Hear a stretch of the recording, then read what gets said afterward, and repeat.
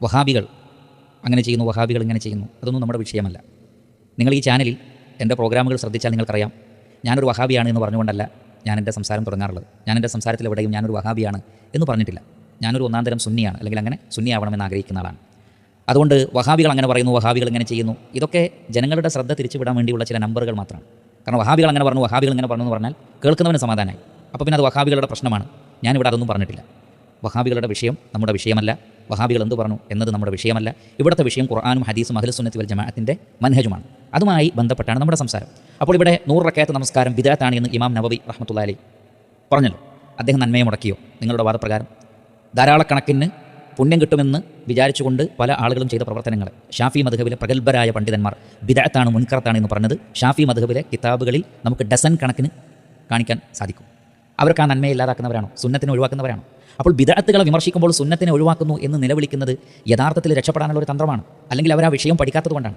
നാം എതിർക്കുന്നത് ബിദ്അത്തിനെയാണ് എന്ന് മാത്രമല്ല, സലഫികൾ ശഅബാൻ മാസത്തിൻ്റെ ആ മാസത്തിൽ നോമ്പെടുക്കുന്നതിൻ്റെ പ്രാധാന്യത്തെക്കുറിച്ച് വിശദീകരിക്കുന്നത് പോലെ മറ്റാരെങ്കിലും വിശദീകരിക്കുന്നത് നിങ്ങൾ കാണാറുണ്ടോ? ഇവിടെ ബറാഅത്ത് നോമ്പ് എന്ന് പറഞ്ഞുകൊണ്ടുള്ള ഒരു നോമ്പിൻ്റെ വിഷയമല്ല അത്. ബിദ്അത്താണെന്ന് പറയുമ്പോഴും ശഅബാൻ മാസത്തിൽ ഏകദേശം മുഴുവനല്ലെങ്കിലും ഏകദേശം മുഴുവനായി കുറഞ്ഞ നോമ്പുകൾ ഒഴിവെ നോൽക്കണം, അതാണ് നബിയുടെ ചര്യ എന്നാണ് സലഫികൾ പഠിപ്പിക്കുന്നത്. അപ്പോൾ സുന്നത്തിനെ കുറയ്ക്കുകയല്ല, കൂട്ടുകയാണ് ചെയ്യുന്നത്. ഒരു നോമ്പിൽ ഒതുക്കുകയല്ല, മറിച്ച് തിങ്കൾ, വ്യാഴം നോമ്പുകൾ, അയ്യാമുൽ ബീദിൻ്റെ നോമ്പിൽ 15, ശഅബാൻ 15 ആണെങ്കിൽ ഏത് മാസവും 15 വരുന്നുണ്ട്, ആ നോമ്പ് നോൽക്കണം. അതിൻ്റെ തൊട്ട് മുമ്പ് 14 വരണം, 13 വരണം എന്നാണ് പറയുന്നത്.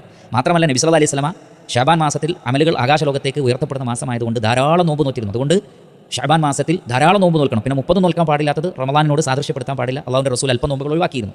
അപ്പോൾ ധാരാളം നോമ്പ് നോൽക്കണം എന്ന് പറയുന്നവരെങ്ങനെയാണ് സുന്നത്തിനെ കുറയ്ക്കുന്നവരാകുന്നത്?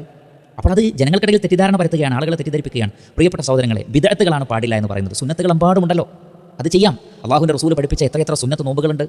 പ്രത്യേക വജീഹ് പറയാതെ ഒരാൾക്ക് ഓരോ ദിവസവും ഇടവിട്ട് നോമ്പ് നോറ്റൂടെ? അതൊക്കെ ഇസ്ലാം അനുവദിക്കുന്ന കാര്യമാണ്. നോമ്പിനോടല്ല എതിർപ്പ്. രാത്രി നമസ്കാരം സുദീർഘമായി എത്ര റക്അത്ത് നമസ്കരിച്ചുകൂടെ? അതേപോലെ തന്നെ മുത്തലക്കായിട്ടുള്ള സുന്നത്ത് നമസ്കാരങ്ങൾ നിർവഹിച്ചൂടെ? അതൊക്കെ നിർവഹിക്കണം, അതൊക്കെ നല്ലതാണ് എന്ന് തന്നെയാണ് പഠിപ്പിക്കുന്നത്. എന്നാൽ ഏതെങ്കിലും പ്രത്യേക സമയത്തിനോ സന്ദർഭത്തിനോ ദിവസത്തിനോ രാത്രിക്കോ നമ്മുടേതായ പ്രാധാന്യം നൽകുകയും അന്ന് ഇത്ര റക്അത്തുകൾ നമസ്കരിക്കണം, അതിനെന്ന പോരിശയുണ്ട് എന്ന് അള്ളാഹും റസൂലും പഠിപ്പിക്കാത്ത ഒരു കാര്യം പറയാൻ പാടില്ല എന്നാണ് നമ്മൾ പറയുന്നത്. അങ്ങനെ ചെയ്യാൻ പാടില്ല എന്നാണ് നമ്മൾ പറയുന്നത്. അപ്പോൾ അത് അവരുടെ കൂടെ കൂടിയാൽ സുന്നത്തുകളൊക്കെ നഷ്ടപ്പെടും, അവരുടെ കൂടെ കൂടിയാൽ മതം നഷ്ടപ്പെടും, അവർ സുന്നത്തുകൾ ഒഴിവാക്കുന്നവരാണ്, അതല്ലെങ്കിൽ വഹാബികൾ, അതല്ലെങ്കിൽ സലഫികൾ, അതേപോലുള്ള ആളുകളൊക്കെ അവർ മടിയന്മാരാണ്, അവർക്കിതൊന്നും ചെയ്യാൻ പറ്റാത്തതുകൊണ്ടാണ് അവരത് പാടില്ല എന്ന് പറയുന്നത്. ഇതൊക്കെ ദുർബലമായ, നിലനിൽപ്പില്ലാത്ത കുമിളകൾ പോലെയുള്ള കുറച്ച് വാചോടാപങ്ങൾ മാത്രമാണ്, കുറേ വാക്കുകൾ മാത്രമാണ്. അതിനൊന്നും യാതൊരു ബേസുമില്ല. മറിച്ച് സലഫികൾ നബി സല്ലല്ലാഹു അലൈഹി വസല്ലമയുടെ സുന്നത്തുകളെ ചാണിന് ചാണായി മുഴത്തിന് മുഴമായി പിൻപറ്റുന്നവരും അത് പ്രചരിപ്പിക്കുന്നവരും ജനങ്ങൾ അത് പിന്തുടരണമെന്ന് ആവശ്യപ്പെടുന്നവരുമാണ്. എന്നാൽ ബിദ്അത്തുകൾ സ്വീകരിക്കപ്പെടില്ല. വെറുതെ കുറേ കാര്യങ്ങൾ ചെയ്തിട്ട് പരലോകത്ത് ഉപകാരമില്ലാതെ അതൊക്കെ തള്ളപ്പെടുന്ന ഒരു അവസ്ഥ ഉണ്ടാവണമോ? എന്ന് മാത്രമല്ല, ബിദ്അത്തുകൾ ഏറ്റവും മോശമായ കാര്യമാണെന്ന് റസൂലുള്ളാഹി സ്വല്ലല്ലാഹു അലൈഹി വസല്ലം പഠിപ്പിച്ചിട്ടില്ലേ? അതൊക്കെ തള്ളപ്പെടും, സ്വീകരിക്കപ്പെടില്ല എന്ന് അല്ലാഹുവിൻ്റെ റസൂൽ പറഞ്ഞിട്ടില്ല. ആ കാര്യങ്ങൾ നമ്മൾ പറഞ്ഞിട്ടുള്ളൂ.